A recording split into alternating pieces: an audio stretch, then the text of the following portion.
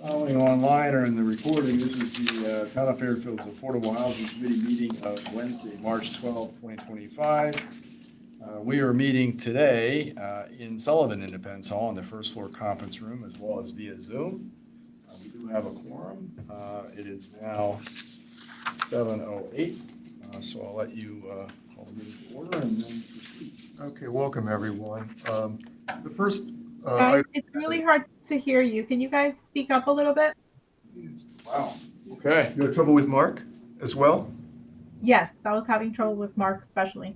Is that a microphone over there? Can that? That's the microphone. Oh, We're sitting right under it. I don't know. Let's give it a try and see how it goes, Nina. And just let us know if you can, okay? Because we Much better now. Okay, good.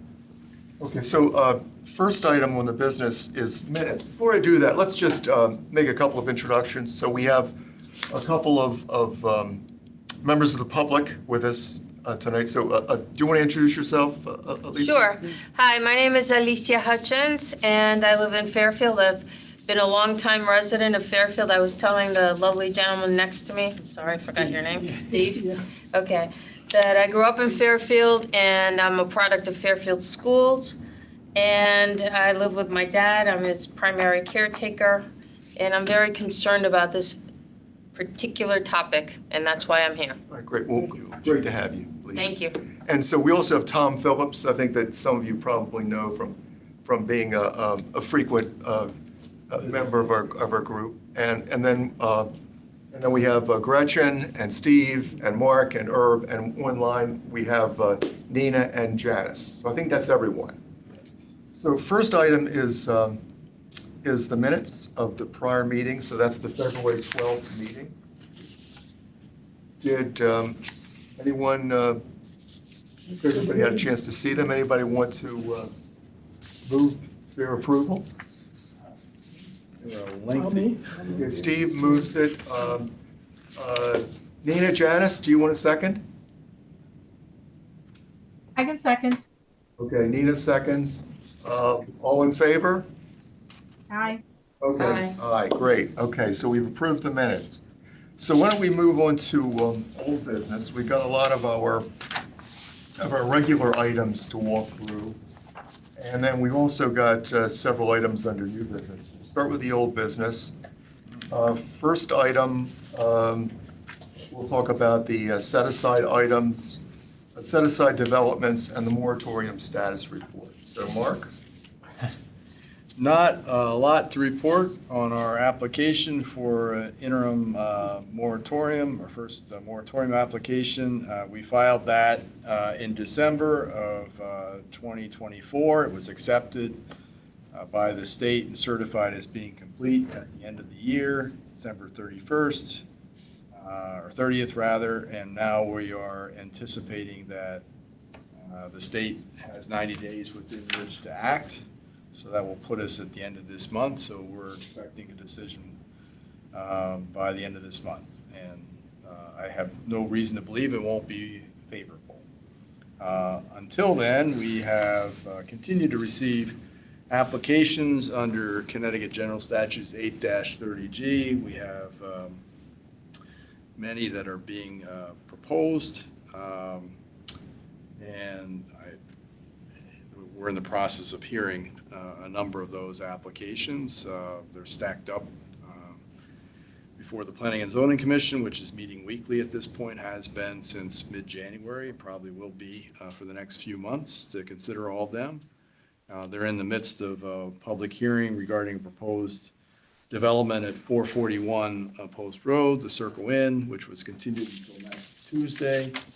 After that, there's an application for a set-aside development at 4480 Black Rock Turnpike. That hearing will be probably the end of this month, 20. that's the one all the way up past High Hill? Yes, it is. That's Barcelona. Across from Greenfield Hunt, that area. Yeah. Pretty big development that's being proposed there. But it has not been approved, is that correct? Oh, no. None of these have. It hasn't yet it's been scheduled for a public hearing, but they haven't yet presented their application yet. Will we know when there's a public hearing so Sure. our voices can be heard? Absolutely. You should check, if you aren't already on the Planning and Zoning website, you should subscribe to that so you get notices when there's been an update. Okay. But I believe, I just talked to the planning director today, and my understanding is that will be on the agenda for the 25th of March 25th, okay. as the public hearing. Typically, the process is the applicant has an opportunity to present their proposal. The commission has an opportunity to ask questions, and then they'll open it up for public comment. Would it be held in this area? It'll be held down at the Fire Training Center on, off of, where the dump, near the Reef Road. Okay. All the meetings are there. All the planning and zoning meetings are there. Okay. Thank you. And there's a number of other projects, one on Bureau Street, one on Reef Road. So there's a number of projects that are being proposed that the commission will have to hear. 2179 Post Road is still under consideration. Was tabled. I think that doesn't come up until the 25th. I think that comes up at the 25th. Regular meeting. Is that yes. Mark Andres? Mark Andres' proposal. Yep. And, he has a contingency application, 830G application, that has not yet been scheduled for hearing. So it kind of depends on how things go with the application that's presently before the commission. Mark, I'm sorry, may I ask you something? Sure. Is the linchpin to all of these being approved, the 8-30G proposal? Most of these are being proposed under Connecticut General Statute 8-30G. So the threshold for the town, in an 830G, a set-aside application, the burden of proof shifts from the applicant to the Planning and Zoning Commission in instances where the community does not have at least 10% of their housing stock set aside as affordable. The burden is on the Planning and Zoning Commission to prove, based on the evidence in the record, that there are substantial interests of public health safety at risk that outweigh the need for affordable housing. So they'll have to take that under consideration. Typically, for public health safety, things like,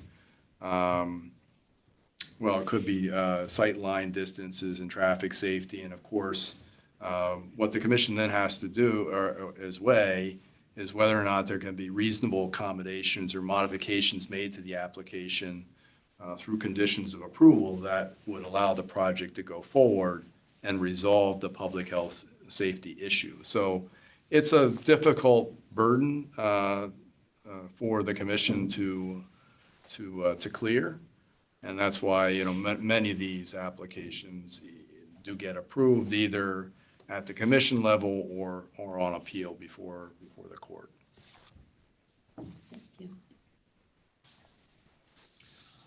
And what's precipitating a lot of these applications right now is the town has applied for a moratorium. I know, I read that. So, when we expect it to be approved, but when it is approved,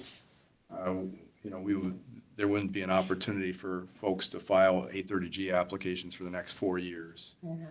So, folks are trying to beat Under the the clock. wire, yeah. Beat the clock, yeah. So Alyssa and I were talking when she first came in. I don't know if you want to say a few words about your feelings about the moratorium and 833? I don't want to, commandeer the meeting. I'm just a public member, but I have a lot of strong We're all opinions. volunteers. We're all part of the public. Okay. Well, I was talking to Steve, and the motivation for me to come tonight, I've been following what's happening in Fairfield, and I read about the moratorium, and I know that it's being mirrored based on what New Canaan has determined that they wanted to do. And I'm a longtime Fairfield resident. I love this town. I understand the concerns of the very high tax-paying residents, but I think we're woefully lacking in affordable housing because I'm a retired senior citizen, and if I weren't living with my father because I'm caretaking him, I would no longer be able to live in Fairfield. So I think this is a very important issue, and to couple that, I'm aware of some affordable housing units, new ones, that have come into play, that have been approved, that have been constructed, and they're giving some of the affordable units to college students, and I'm completely outraged, because I think affordable units should be for people that have matured, participated and paying taxes and being part of the community. College students have dormitories, college students have student loans, and I don't think we should intertwine and intermix that. So I have very strong opinions about that. Well, we definitely agree that there's a need for more housing options locally, affordable housing. The moratorium would simply provide the town with more direct control over where and when that housing is developed. We do have areas that are designated that allow for substantial density for multifamily developments, as well as areas of town that allow for more modest density. The Planning and Zoning Commission just recently adopted a regulation that allows for an overlay zone, which was something that was created some time ago and then was dialed back.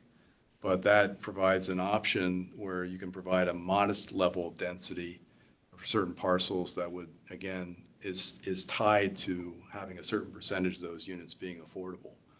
But the issue is really one of the town being in the driver's seat and directing guiding where that development is best to occur in areas where the infrastructure is in place to support it, as opposed to some of these more densely packed residential areas.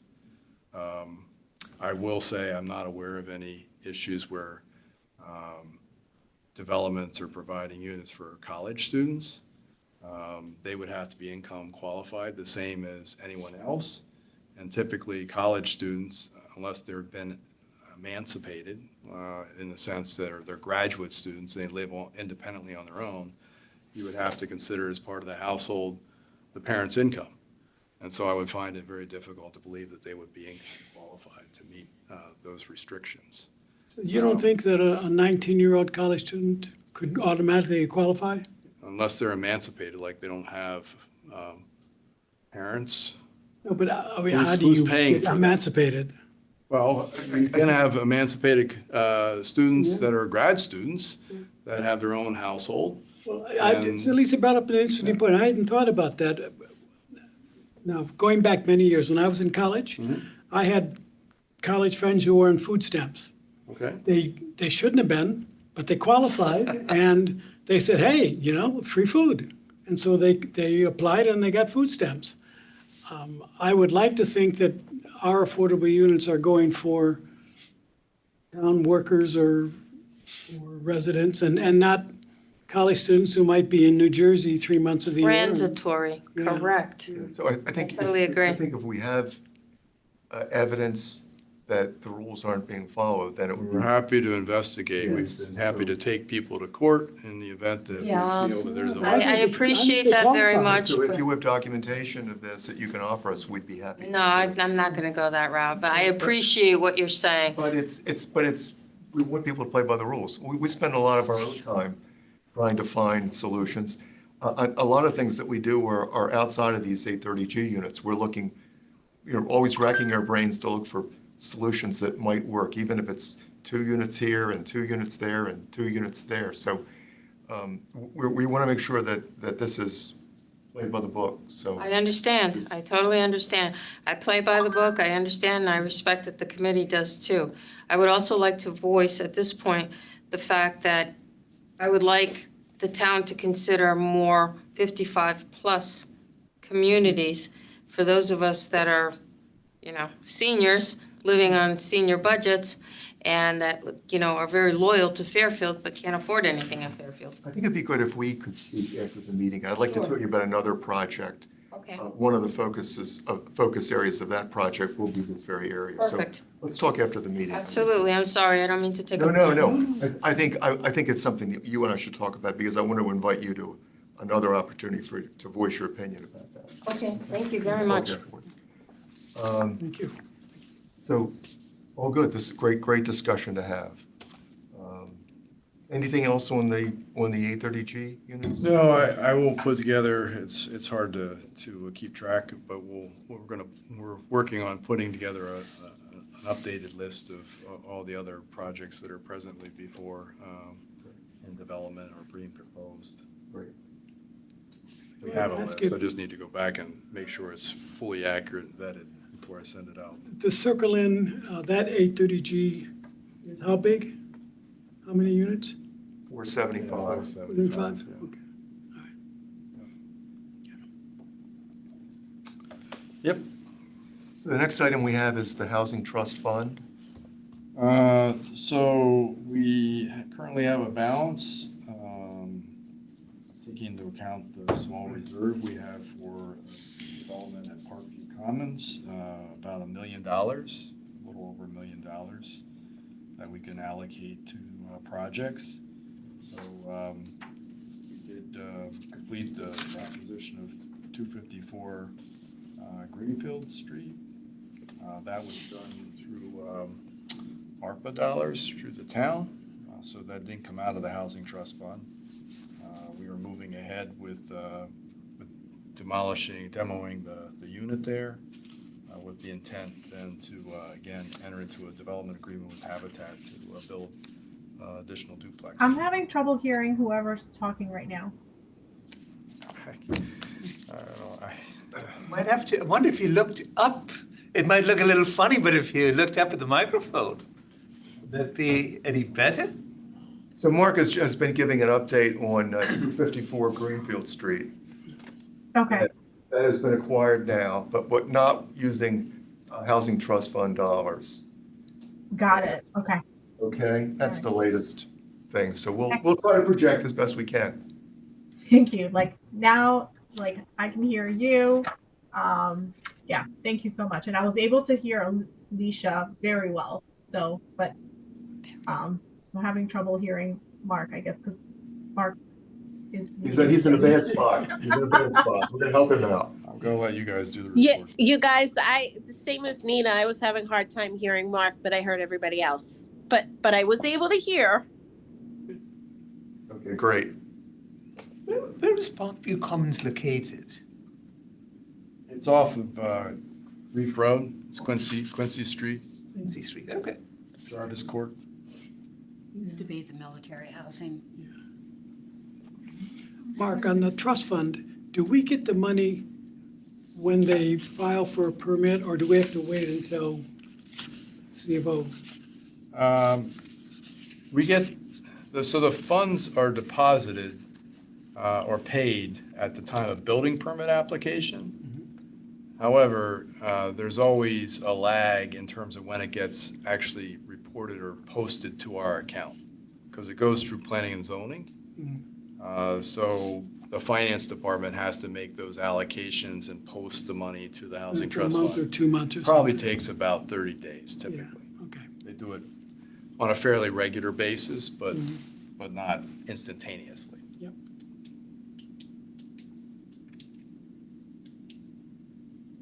Okay, anything else on Parkview Commons, Mark, at this point, or? We just entered into a ground lease with Habitat for the first 2 units. That was approved, it was approved by the RTM this past month and signed by the first selectman in Carrollyn, Vermont, the CEO of Habitat, yesterday. So that would allow them to go forward and develop 2 duplexes at 385 and 409 Quincy. They still need to be designed, and there needs to be a coastal site plan application made to the Planning and Zoning Commission for their consideration and approval. But we would anticipate construction beginning probably later this year, towards the fall. And it's about, I would think, 18-month construction for those units. Are they going to give them a hard time on the coastal site plan review? You know, I don't know. It's kind of ironic because if you're a private developer doing the same exact thing, we've seen numerous examples of duplexes being built in that area and then selling for, millions of dollars.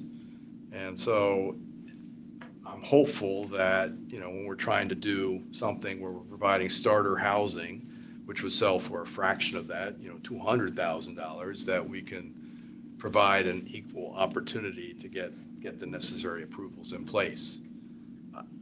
I believe staff is working with them. I did have a conversation with folks from flood and erosion control.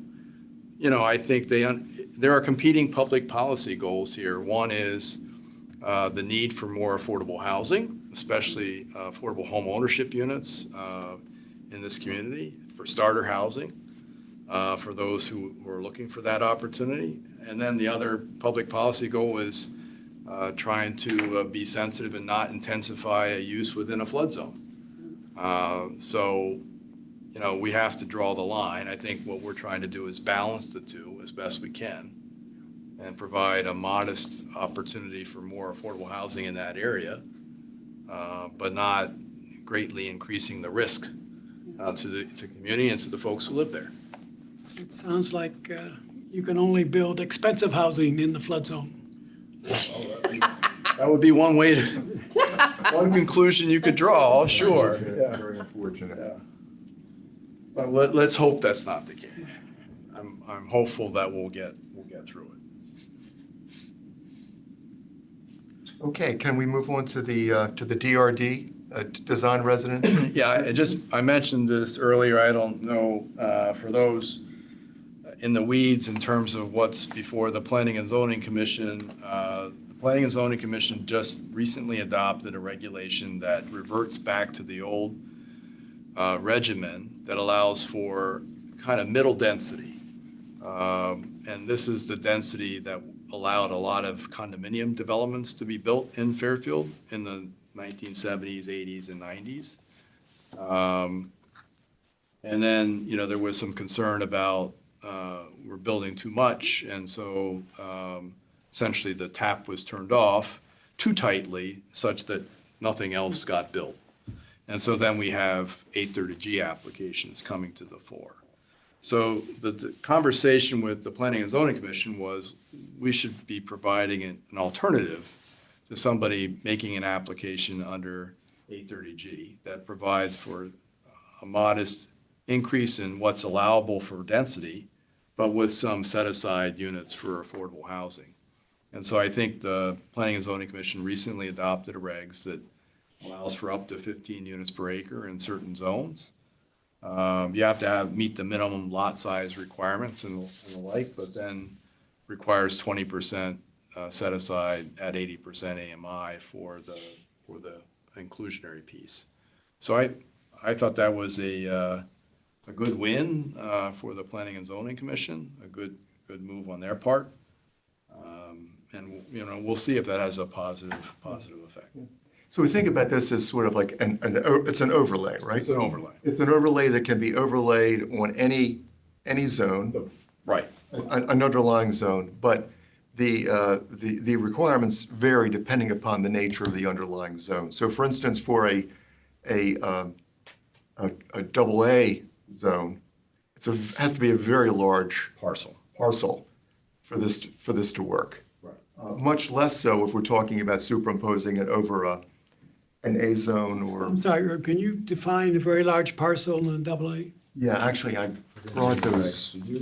I did bring this is the proposal. Yeah, so if we're talking about a triple A zone, Greenfield Hill. Greenfield Hill, Yeah. triple A zone, the minimum size is, as has been proposed, is 30 acres. 30 acres? So I think we may want to go back and make some suggestions to modify some of these. It's a step in the right It's a step in the right direction. We measure things incrementally here. Exactly. So if we're talking about double A, is that an acre? Is double A an acre? Okay. That's 10 acres. But if you come down to an A zone, and the minimum lot size in an A zone is 9,375 square feet, it's in that particular case, it's 1 acre. So it's 1 acre in an A zone, and then in a B zone, it's also an acre. Right. I think you have to have it. Yeah, so, but it's a great step in the right direction, and it is something we may want to propose a tweak to, but it's a great step in the right direction. Can we give ourselves an example of, here's the lot last week, this week it could be this? We could do that, and so, for instance, under this proposal, let's talk about an A zone. So the first lot would be 9,375 square feet, as is the current requirement. But then subsequent lots could be built at 3,000 square feet. So, if you work out the math, you were looking at 12 to 15 Units per acre. units 12,000, per acre. 30,000, you could get maybe 9 other houses. And if you have a bigger parcel than an acre, you can actually do even more. So, but it's, as Mark said, it's a great first step, kind of reverting back to the way that,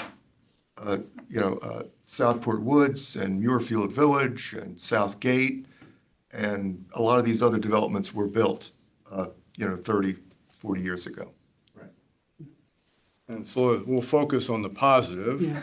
It took a long time to get to this point. Honestly, we've talked about the fact that the density bonuses currently permitted in the regs are not workable, that no one has actually developed anything under those regulations in many, many years. And the reason why is because the underlying density was unworkable. It didn't pencil out.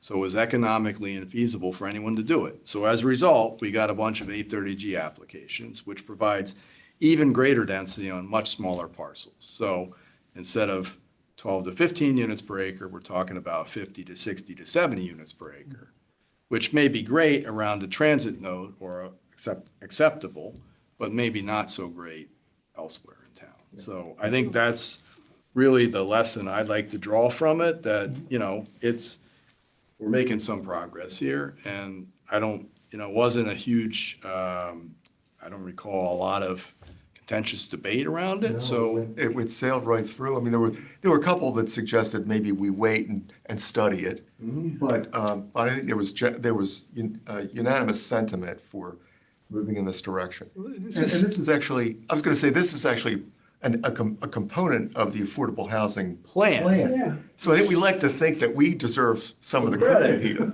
Of course. It's still susceptible to inclusionary zoning, right? Yes, they actually bumped up the, I believe it's 20%, right? Or was it 15? Let's see. Is that the one they approved, or, because that was changed? It's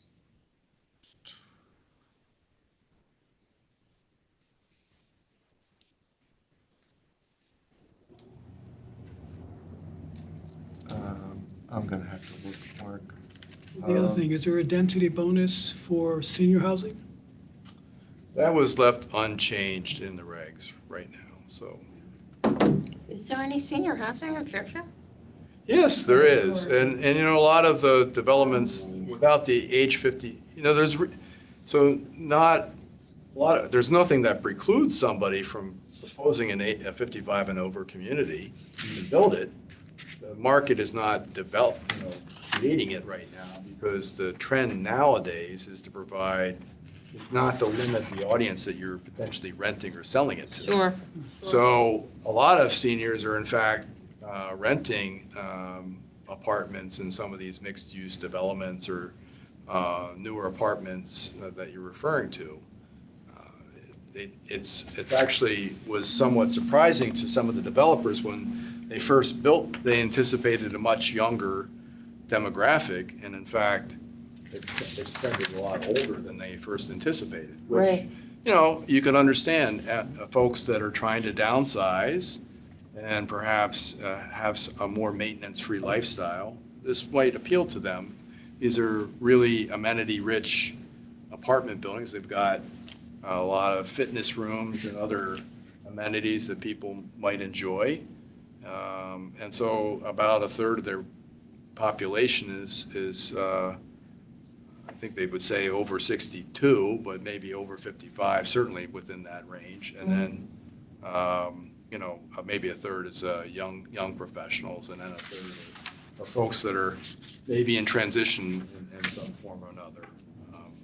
So I have heard, that there is, from not just yourself, but others that are looking for an 55 and older community, that type of development. So it is something we're definitely thinking about. Okay, great. You see it? I don't see it. You might be able to put your finger on it more quickly than I can, but I don't see it here. We'll get back. But it's obviously a great opportunity for us to. And can you email me those you've got on the computer? Yes, I actually found this. I think this is the latest. This is Chris Russo of Russo and Rizzio's proposal dated December. I think what I'll do is, let me get the record of decision. Okay. Okay. Great. And what development did Chris do that for?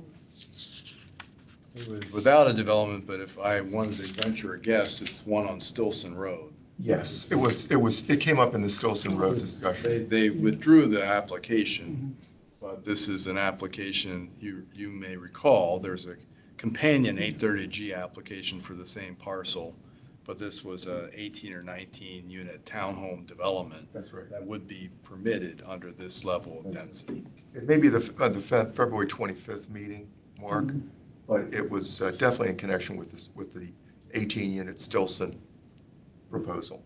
So I will email it out, I'll get the record of decision from planning and zoning, email it And out. Mark, do you know when P&Z gets the application from Chris, do they look at all of the town to see what the unintended consequences might be? How it might affect? Well, I think that's what the debate was at the commission level. I mean, there's a certain level of due diligence that you can do, and we anticipate that when we make a text amendment, what are the effects of this change? I believe they did that at some level, but I don't know if it was as exhaustive as perhaps Well, some. they contemplate looking at every proposal that falls within these, It's kind of hard to do, because if you Yeah. think about it, one way to get to the minimum lot size is to aggregate parcels. Yeah, So you you could might- kind of do that ad infinitum, so potentially anything in town would be subject to DRD. But the history of it is such that that's not the case. But what's positive about the overlay is that it's pretty well scattered, distributed throughout town, including the AAA zone. So you see developments that have been successfully built under the old DRD zoning regimen, which has now been put back in place, largely. Absolutely. Okay, next item we had is the technical assistance grant. No report on that, Mr. Chairman. And no report on the next one, Plan of Conservation Development. Yeah, Plan of Conservation Development was last. It's a standing item on their It's a agenda, standing item, and they haven't been getting to it, and not surprisingly. we're disappointed but not shocked, given the backlog that they have right now, that they're, They have a year more to go or something to get it done? the fall of Please don't. 2026, but we don't want to think like that. That's the wrong way to think about it. We want to We've think, been actually undertaking an update to our Plan of Conservation and Development for at least 5 years. And that seems really long to me. And in the absence of having a plan to help guide development, you cede that to the development community to fill in the blanks as best they can. So rather than being reactionary, I think it would be best if the town communicated what it would like to see and be more proactive about guiding development in a plan. absolutely. It's I'm speaking to the choir here. It's all very disappointing that this has happened.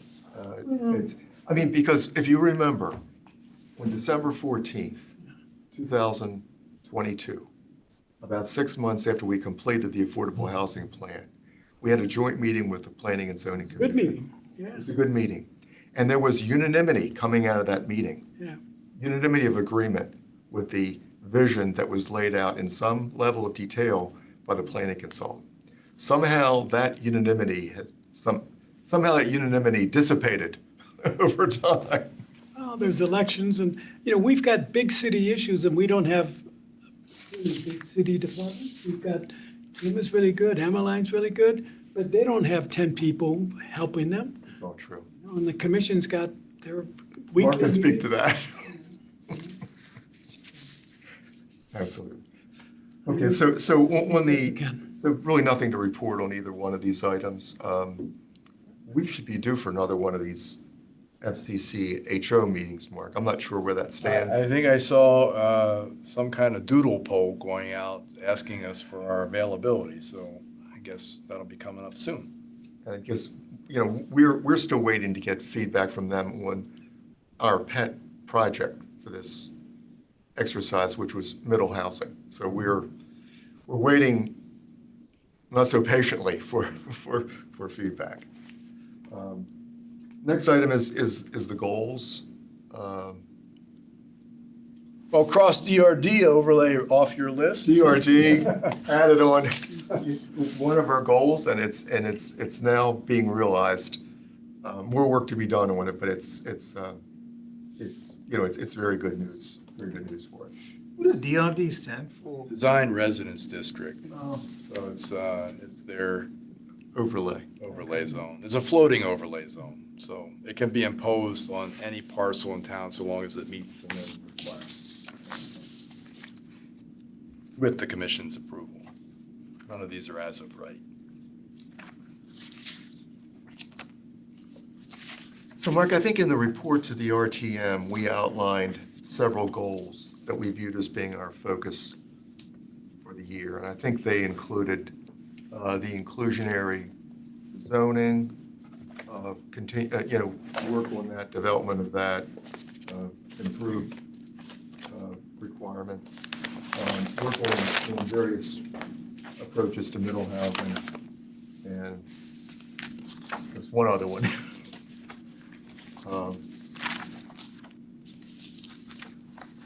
But I think that's really where our focus largely has been. I mean, I think we're delighted that the progress is happening we're delighted that progress is happening in terms of the design residence district recommendation, but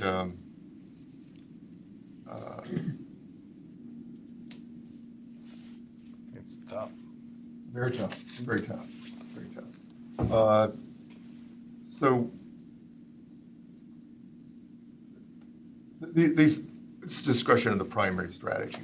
So it's the increase the affordable set-aside requirements. So we've talked about reducing that to a minimum of 10 units to 5 units, and also increasing the percentage. It's currently 10%. We'd like to see it raised. The only thing that's given us pause at this point is we don't want to make it so, these requirements so stringent that it'll be impossible for developers to build. Another item was the design residence district, as we've just discussed. Another item was creating more affordable housing units in town through our liaison with the Fairfield Housing Authority. Another one was more housing opportunities that are compatible with existing neighborhoods through strengthened design guidelines. And then the last one was more opportunities to create what we call missing middle housing. So it's actually 5 that we outlined in the report. And I think we're working on all of those pretty much at this point. We probably have maybe some work to do on the design guidelines that we can focus on this year, but I think we're when the other 4, we've been continually working on those. Thank you, Steve. Any thoughts, Nina, Janice, or others about those items? Our focus, our goals? No, I think they're pretty much aligned. And I actually wanted to apologize for I know that I haven't been there in a while, but I was not in Connecticut, and then I am swamped at work. So as soon as I'm done with this meeting, I'm going to another to finish work. So that's why I'm not present physically, but I thought I'd since I'm back in Connecticut, I joined the meeting. So Weren't you working on a habitat project out in Minnesota? I was. How'd you know that? You told me. Oh, okay. Yes. Yes. Good for you. But I'm back in Connecticut, and hopefully, if things all go well with work, don't want to jinx it, I'll be back in person next month. Awesome. Great, look forward to Well, that. we have some more habitat projects in Fairfield for you to work on, so you don't have to travel. You know that I love those. Those are my favorite.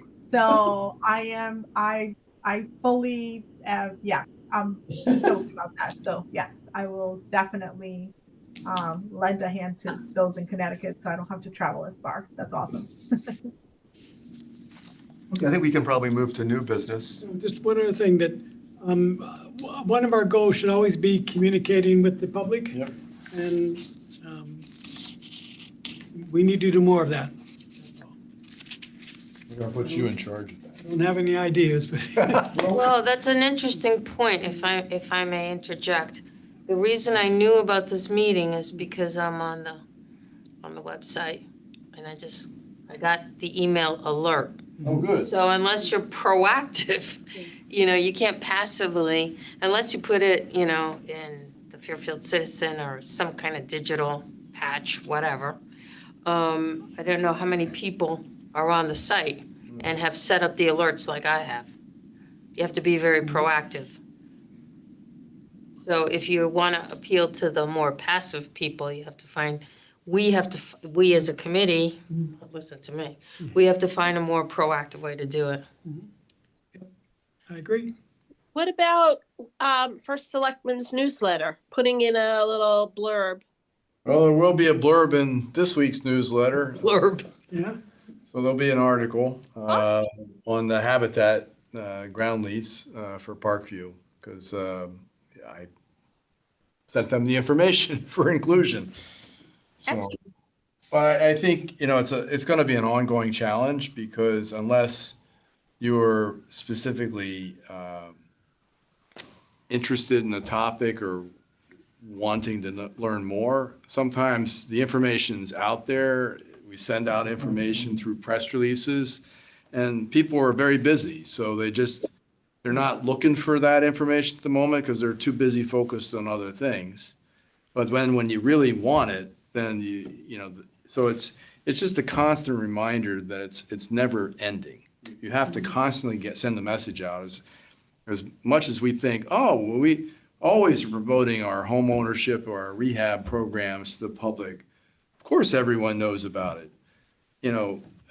That's never the case. There's always people, because they're not looking for that information at that particular time. But when they need it, that's when you gotta reach out to them. So We do some public meetings during the year, so every year we give a report to the RTM, Representative Town Meeting, in a pretty much in-depth report in terms of what the committee has done over the past year and what we propose to do going forward. That's actually what Steve just brought to our attention. We also do a workshop on accessory dwelling units every fall, and we use that as an opportunity to talk about what's going on, the work that Affordable Housing Committee does, and so forth. And we need to look for more. And one of the items I'm going to talk about with you afterwards, when we have our brief one-on-one discussion, is the Age-Friendly Fairfield project, which is another way for us to really get the word out about what this committee does and what might be done in terms of helping various constituencies in town, fulfill their housing objectives. But I think Mark brought up a stellar point. If you're not looking for it, if you're not tuned into it, white noise, because let's be honest, Fairfield is a very bedroom community with its families, kids, sports, education, surviving economically. So they're not plugged into this necessarily. The reason I'm plugged into it is because it's a particular point of interest for me. Right. Correct. Yeah. Correct. And oftentimes we hear that from folks, and that's when they do plug in. Yeah. And then are paying attention, but it's a constant effort, and we do have to think about other ways in which we can communicate. Correct. You know, whether it's video or social media or any of these other. Social media we've will done- definitely do We've it. done, you know, pop-up events at farmers markets, or we had a table at the senior center, you know. So we've done presentations to various groups, whether it's real estate folks or others. So it's just, it's always going to be a. And anytime we have something like in the First Selectman's newsletter about Greenfield Street, for instance, or Parkview Commons, it's a chance for us to say a little bit about, you know, the Affordable Housing Committee and the work that we're doing. And so we want to jump on any opportunity like that, whether it's that or it's the accessory dwelling seminar or the report to the RTM. We're always looking to better publicize what we do because we appreciate the issue that there's an awful lot of noise and an awful lot of things that are going on in town, and people have lives to Yeah, live. competing interests, absolutely. Is the Selectmen's newsletter on the website? I didn't even know it existed. It is, but I think you can Town also. website? Yeah, I think you can subscribe to it too. Oh, okay. So come to your inbox. Yep. twice Oh, a okay, month. gotcha. Like these notifications come to my inbox. Right. Because I'm aware of it and I asked to subscribe to it, gotcha. Okay, thank you. Absolutely. So anything else before we move to new business? Okay. So, Couple things I wanted to bring to your attention.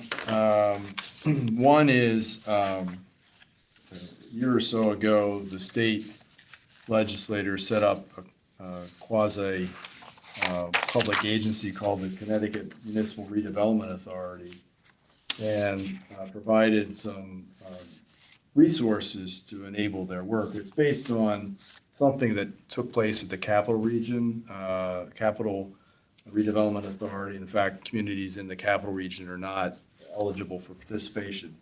It's an optional program. It provides communities have to opt in to participate, but what they're providing is technical support as well as financial resources to help do development, particularly around transit nodes and in downtown areas. The focus is obviously on housing opportunities to the extent that you can create that. But again, communities drive that process. They have to determine whether or not they want to participate. If they choose to participate, the MRDA does an analysis of your existing zoning to determine whether or not it's a good fit. In our case, we do allow housing around transit nodes at densities that more or less exceed anything that the MRDA or the state has as a threshold.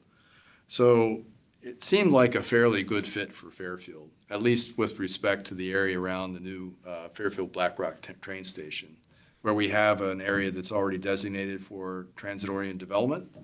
And we've had some infrastructure challenges there, and also some challenges working with certain developers to actually perform. So the thought was perhaps, you know, this might be a resource or a tool that we could use.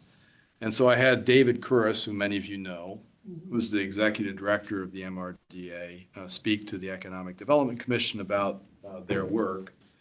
And the Economic Development Commission was very interested in it. Obviously, the promise of maybe getting some money to offset or lower the cost of making some of these improvements to roads, sewer, and other infrastructure was helpful. But ultimately, this has to go before the RTM, and they would need to have a public hearing and then vote as to whether or not they want to participate in the process. And I just wanted to make this committee aware of it. Obviously, there's a housing focus. It's not exclusively housing, but that's kind of the threshold, and what the state's objective is to try to leverage these transit nodes or train stations or bus stations and the like to provide more opportunities to create housing around them. So I didn't know if it was, certainly I'll keep you posted on it, but I wanted to bring it to your attention. A couple of questions, Mark. If we were to opt in, would there be requirements placed on the town? No, at any point you can decide you don't want to participate. So it truly is a voluntary participation. You don't have to accept their recommendations. At some point, once you get into it and you enter into an agreement with the MRDA in exchange for this financial assistance, there's an expectation that you're doing something in exchange. But all that is understood by both parties before you sign that MOU. The initial step is, hey, are you interested? Raise your hand if you're interested. We'll take a look at your existing land use regulations, see if it's a good fit. If it is, then we can have a further conversation and see if we can help you in any way. And I think that they can float bonds to finance They can, development. yeah, they can. And they have a lot of resources at their disposal. So there's a fair number of communities that have already signed on. And I think, it would be a good fit for us. And it fits nicely with our TOD districts, all right? When I had, David, of course, is very familiar with our land use regulations. He wrote the initial plan around, 10, 15 years ago around at that time, the Fairfield Metro Center Station. And if anything, we've obviously augmented the density beyond that at this point. So clearly he thinks that Fairfield is a good fit for the program. He's aware of some of the challenges that we faced facilitating development in that area, particularly with regard to the sanitary sewer system in terms of infrastructure, but the performance of the developer on the main train station, parcel. So again, I think it was worthwhile exploring. And I think that we're going to, economic development certainly made a positive referral to RTM, and hopefully we'll have it on their agenda sometime in the next few months.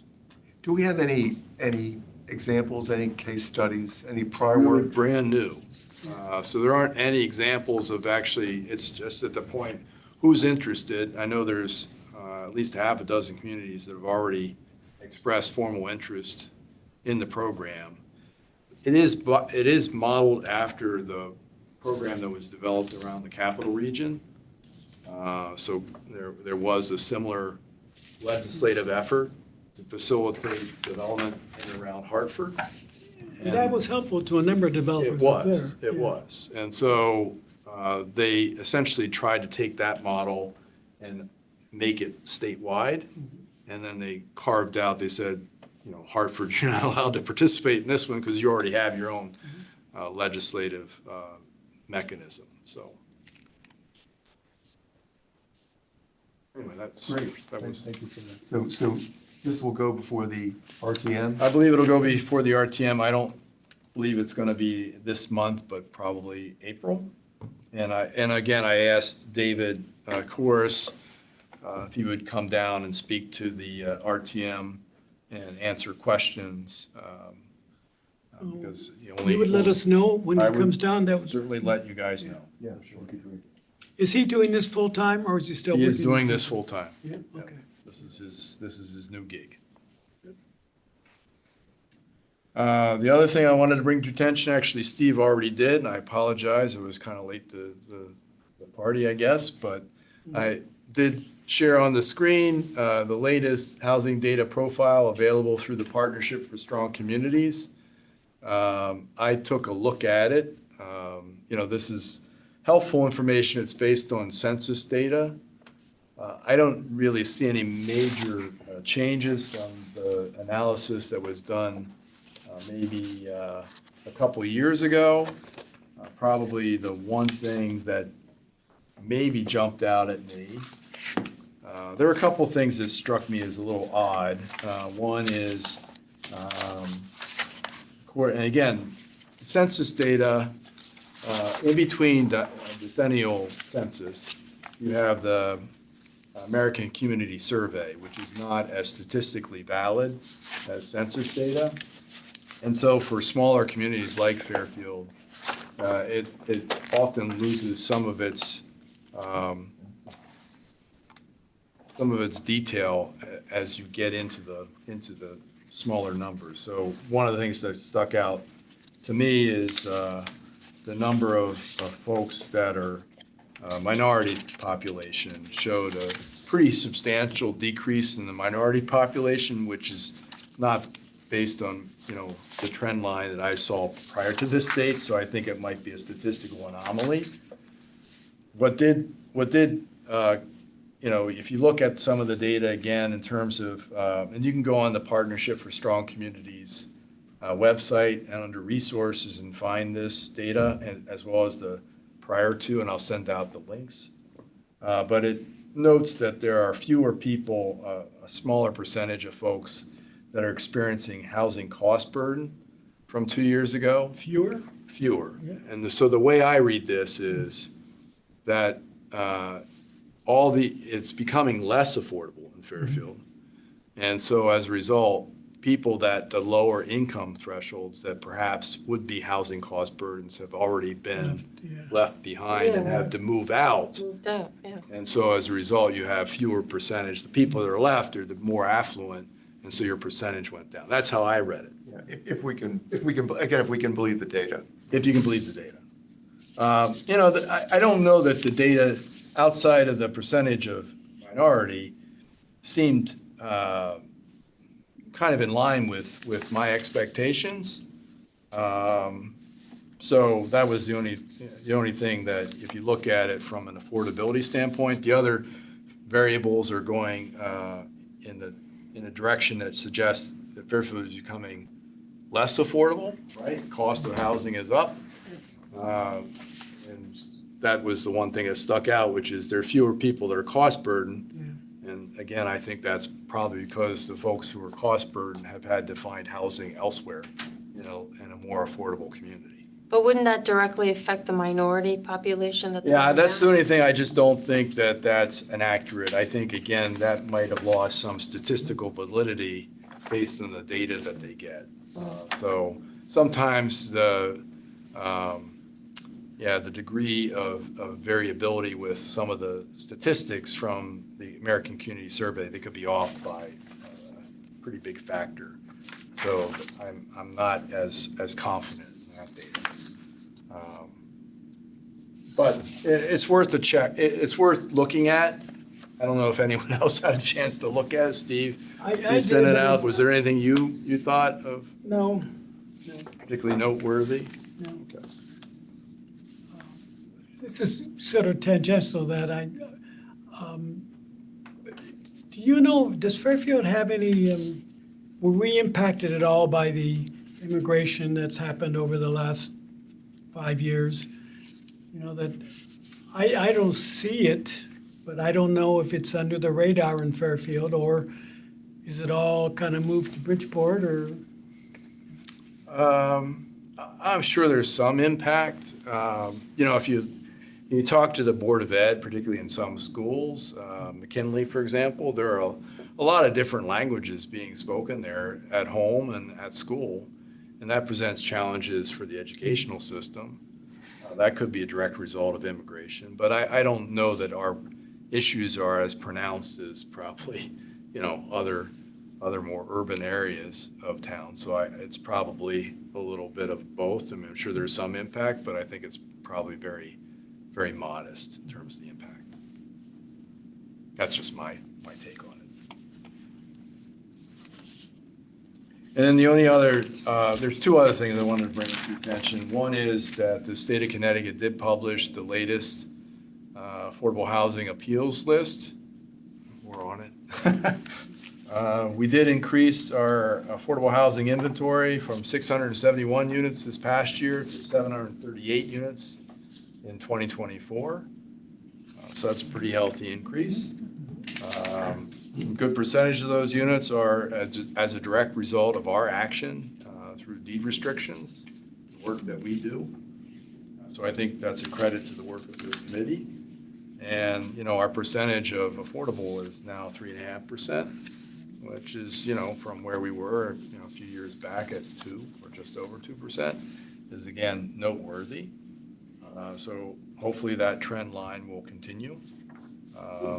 Mark, a quick check. There were first differences, and you see that both absolute numbers of units are increasing, but also the percentages So it's scaling up, Yes. except for that dip around the COVID period when naturally everything was on ice. Yeah, and there's a couple variables here in this calculation. So the state, how they determine this is based on several things. One is government-assisted units, things like the property, Parish Court, Sullivan McKinney, properties by the Fairfield Housing Authority, for example, Pine Tree and Trefoil. Those are government-assisted developments. Deed-restricted properties, which are things that we have direct control over. And then two categories that we don't have much control over, which is CHAFA financing. So the Connecticut Housing Finance Authority provides mortgage assistance to income-eligible home buyers. And so they record that, and that we're credited for that to the extent to which they underwrite mortgages here in Fairfield. Again, when the underlying price of a single-family home is upwards of $600,000, or that's the median, right? Yeah. Upwards of that. Maybe they're not writing too many CHAFA loans in Fairfield. And then the other is tenant rental assistance. So that's Section 8 or the Housing Choice Voucher Program. And the Fairfield Housing Authority does administer that program on behalf of the town, but it's a fairly small housing authority, so we have about 180 vouchers, so we don't control that either. So I think it's good news. And if you were to compare our numbers of deed-restricted housing Right. with other towns, they look very, very favorable. A lot of the towns that have moratoria, in fact, have gotten there through CHAFA, through rental assistance. They haven't really gotten there through deed restriction. So we've really had to do our work the hard way. Yeah. And I think these numbers will become even more meaningful and significant going forward. I mean, there's a lot in the pipeline. Keep the trend going. There's a lot in the pipeline.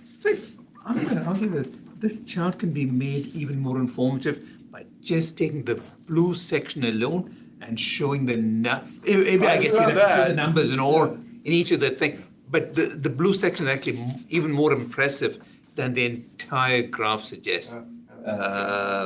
Just because that's the primary driver of growth. And by 2027, let's say, this blue section is going to, I won't say explode, but it's going to be really big, given everything that's in the pipeline. Yeah. And then the last thing I didn't include on the agenda specifically because it came in kind of late, but we did publish notice this week that we will again participate in the Neighborhood Assistance Act program. This is a state program that provides a tax credit to businesses that provide a charitable contribution to nonprofits or municipal agencies. So, if they provide a charitable gift, they can reduce their corporate tax liability to the state through a tax credit. So it's a good way to leverage some assistance from big corporations, Santa Fuel, Bigelow Tea, UI. They all provide donations under this program and receive tax credits in return. So we've been participating in this since I've been here, so for 20 plus years. I did want to note because, we could, Affordable Housing Committee or Housing Trust, I suppose, could put in an application. Certainly I'm going to encourage the Arts Commission to do the same. I'm not, we'd have to look at it, but I don't see why you couldn't. That's interesting. So the trust fund could put in an application. Would we apply directly to, let's say, Bigelow Tea? Well, the only way it really works is you put it in. So the way the process works is you apply. The town needs to conduct a public hearing on the applications it receives. The RTM has to approve them, and then they get sent to the state Department of Revenue Services for their consideration and approval. And then once they're approved, it's kind of on you. Sometimes you can be passive and just, hey, we're eligible to receive your charitable gift. But other times people, I think the ones that are most successful, go out and talk to businesses with whom they have a relationship and say, if you give us $1,000 for our program, you can reduce your tax liability to the state based on that gift. And, by the way, we're an eligible recipient under this program, and, that's It's a dollar for dollar reduction for them. It's not quite a dollar for dollar, No? but it can be dollar for conservation, energy conservation, and efficiency projects. I have to check to see if affordable housing qualifies. It's 60% for other. But then what happens is the state only has a certain number of tax credits, right? So they're always oversubscribed. So then they end up reducing the amount of what that tax credit is worth. So you're not getting quite dollar for dollar, you're getting some percentage of it. But still, you got a lot of businesses that do this for a lot of reasons. Obviously, to reduce their tax liability, but I think some because they believe in the cause in which they're giving money to. What's the deadline? The deadline for applications is April 25th. Yeah? So you can take a look at it, Yeah, Steve. yeah. I mean, given the fact that we're trying to build the housing trust fund.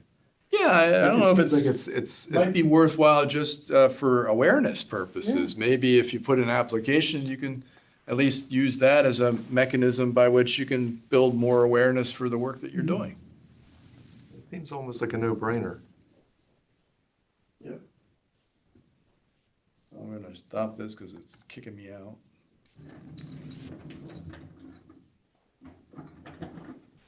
And so that was all that I had. I didn't know if you had other new business for this evening. I did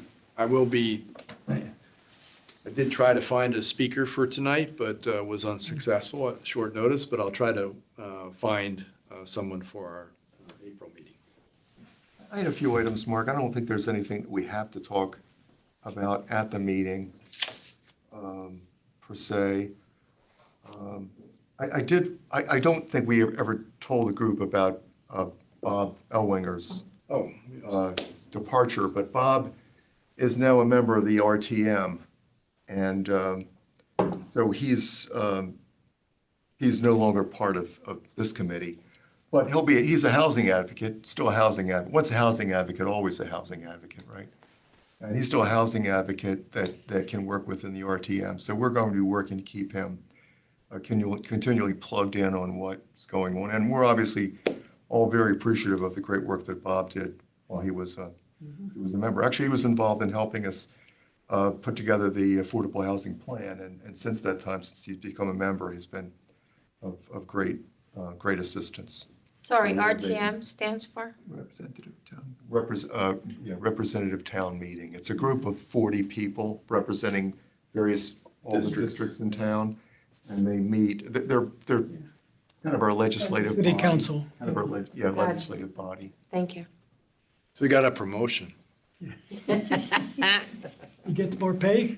Yeah, it was doubled. That's right, it was doubled.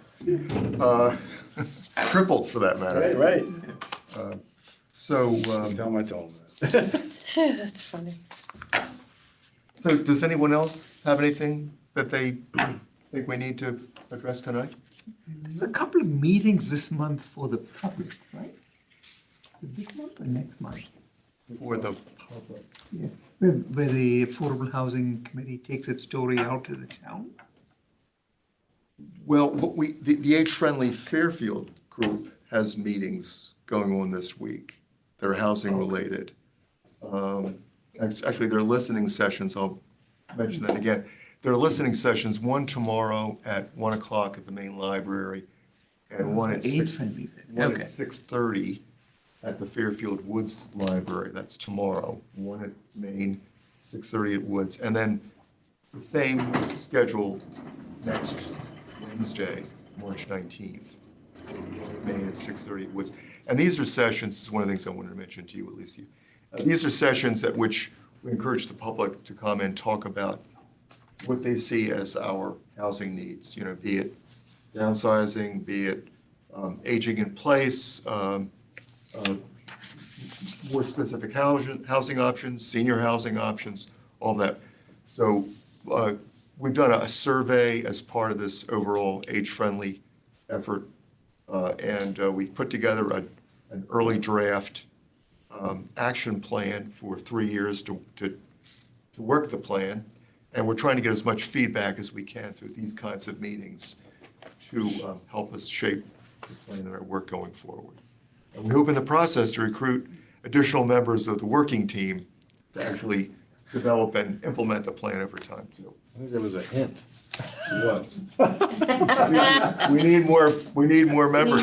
You need more bodies. We need more inclusion. We need more great ideas and various ways in which people can make contributions. So 6:30 tomorrow at Fairfield Woods Library?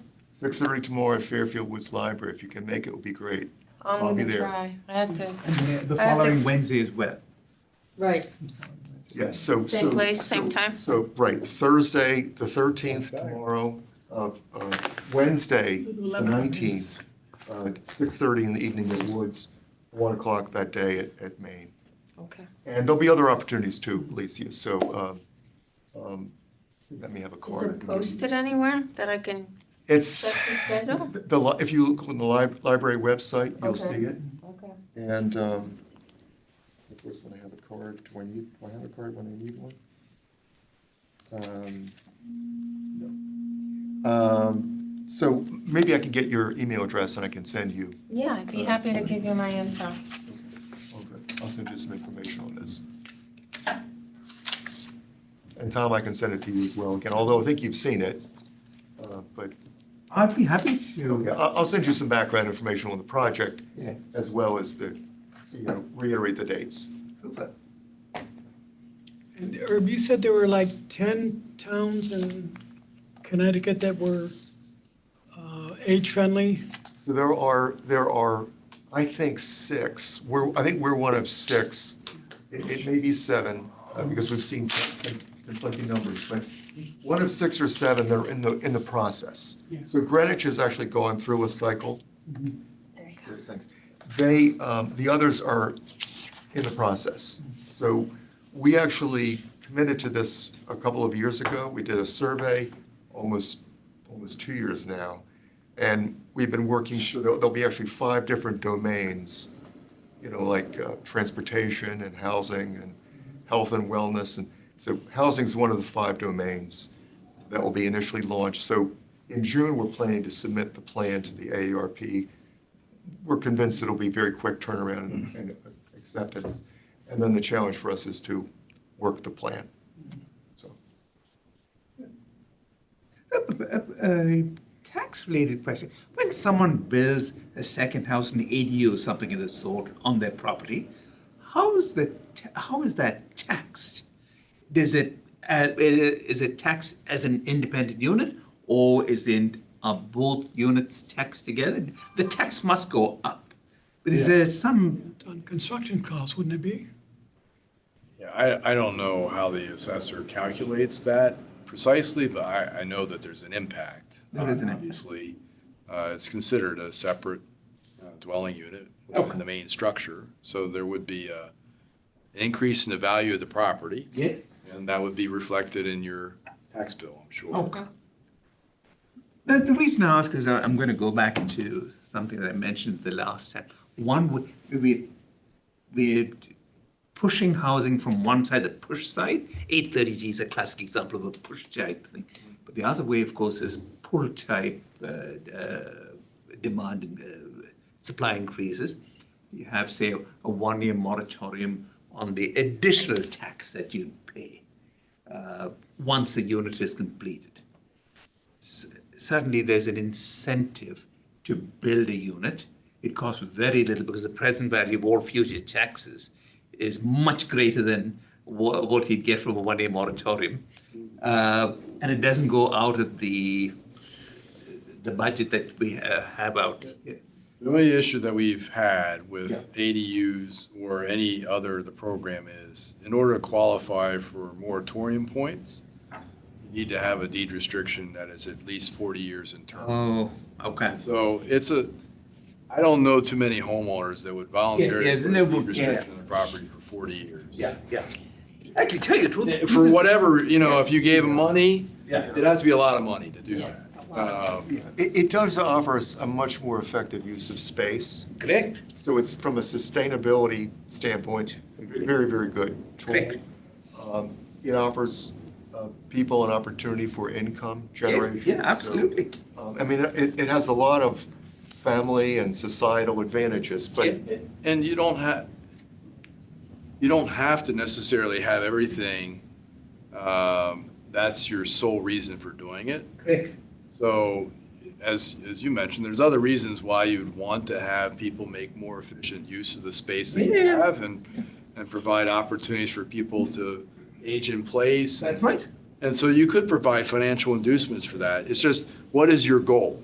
If your goal is to try to accumulate moratorium points, this probably isn't the right strategy. But if your goal is something else, this could be part of your strategy. And right now, we've been so hyper-focused on, hey, we need enough points to give ourselves a little peace Yeah. and quiet from all these contentious 830G applications. That was the overriding factor. But now, hopefully we'll have it approved. Maybe we could focus more broadly on our other goals and look at other opportunities. Bad choice of words on my part, but I shouldn't have said moratorium. What I should have said is, if you build something and it doesn't have to be deed restricted in any way, you get a 1-year deferment on your tax, on the additional tax, not the total tax bill.